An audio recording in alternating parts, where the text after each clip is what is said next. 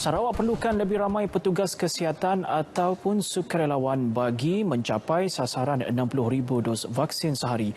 Laporan itu antara tumpuan dari Bumi Kenyalang dan kita terus saja langsung bersama dengan Vanessa Mering. V. Terima kasih Redwin, salam sejahtera dan salam hormat. Yang di-Pertuan Agong Al-Sultan Abdullah Riayatuddin Al-Mustafa Billah Shah hari ini berkenan menerima menghadap pemimpin Parti Komponen Gabungan Parti Sarawak GPS yang diadakan secara maya.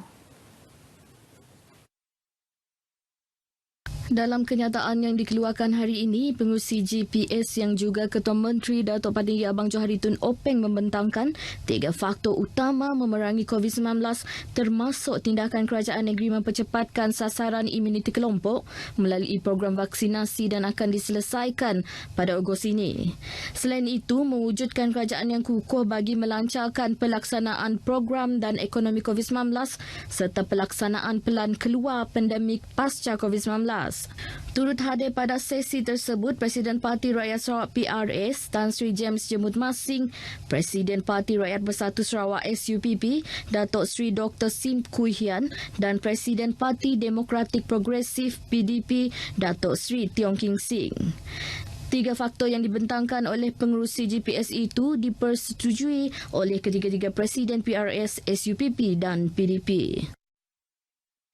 Sarawak menyasarkan suntikan vaksin COVID-19 tidak kurang 60,000 dos sehari. Dengan sasaran terkini itu, Sarawak perlukan lebih ramai petugas atau sukarelawan perubatan seperti doktor, penolong pegawai perubatan, jururawat selain petugas sokongan.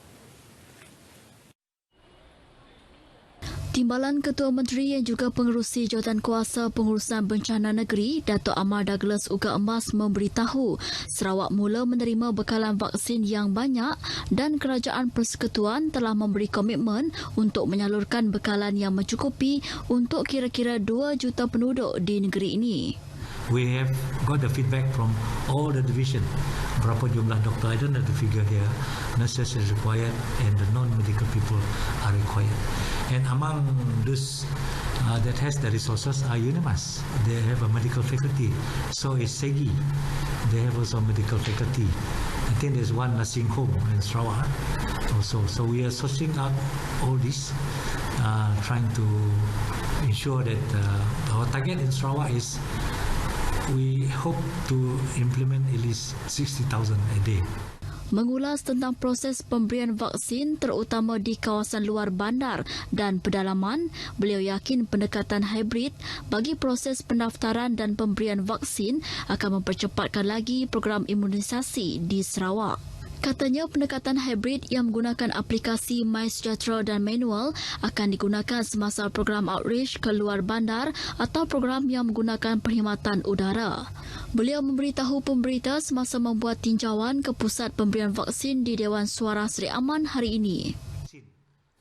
Seramai 372 orang warga emas di Bintangor telah menerima suntikan vaksin dos pertama di Pusat Pemberian Vaksin PPV Bintangor. Menurut Ahli Dewan Undangan Negeri Adun Meradong, Datuk Ding Kwong Hing, meskipun menghadapi masalah pergerakan, namun ramai warga emas tetap hadir untuk menerima vaksin berkenaan.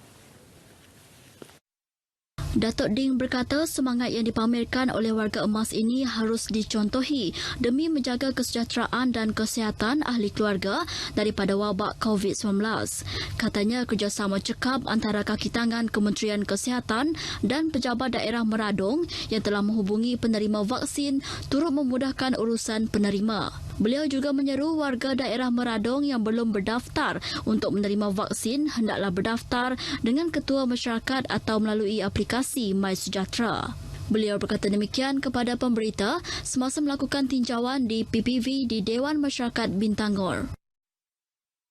Bantuan bekalan makanan Sarawak Ku Sayang kawasan Dewan Undangan Negeri Dun Samalaju hampir selesai diedarkan kepada penduduk di kawasan tersebut, termasuk di kawasan penempatan Sungai Pelan yang baru selesai menjalani perintah kawalan pergerakan diperketat PKPD selama lebih 2 minggu.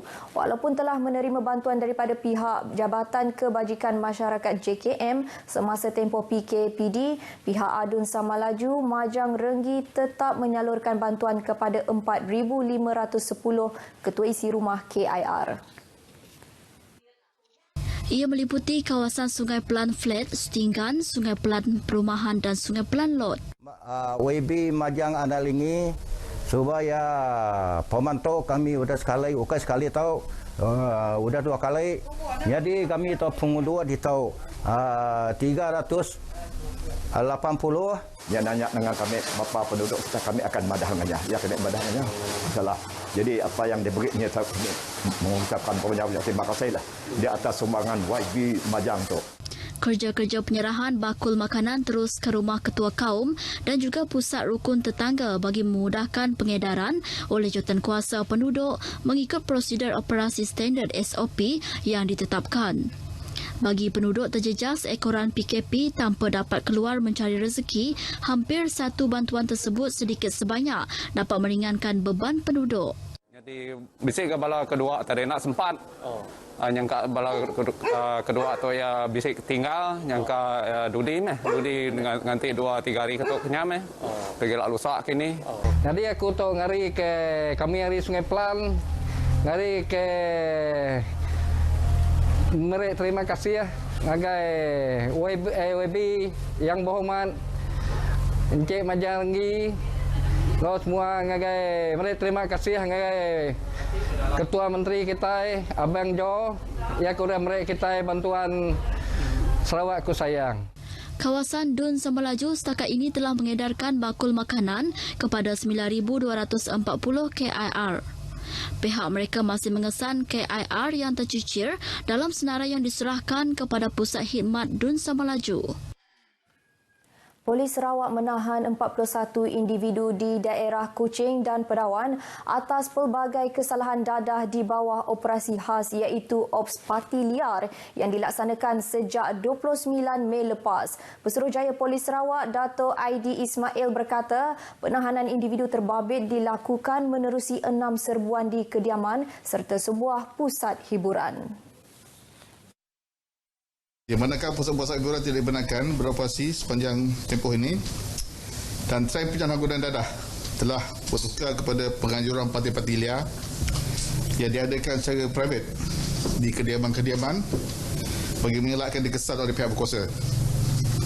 Namun JSJN PK Sarawak telah berjaya mengesan beberapa lokasi yang dikenal pasti sebagai tempat penganjuran private parti tersebut. Beliau berkata kesemua individu yang ditahan berumur lingkungan 18 hingga 42 tahun dengan 10 orang daripada mereka merupakan bukan warga negara Malaysia. Dato' Aidi menambah dalam kesemua serbuan berkenaan, polis turut merampas pelbagai jenis dadah terdiri daripada 2 biji pil ekstasi, ketamin seberat 9.5 gram, 3 biji pil Eramin 5 dan 409.65 gram serbuk jus campuran ekstasi. Kesemua dadah tersebut dianggap bernilai RM7,000 yang mampu menampung sehingga 105 orang penagih. Kes disiasat di bawah Seksyen 39B, Seksyen 39A, Kurungan 2, Seksyen 12, Kurungan 2 dan Seksyen 15, Kurungan 1, Kurungan A, Akta Dadah Berbahaya 1952. Dato' Aidi berkata demikian pada sidang media di Kuching. Sekian berita dari Sarawak, kita kembali bersama Redwin di Angkasa Puri. Silakan.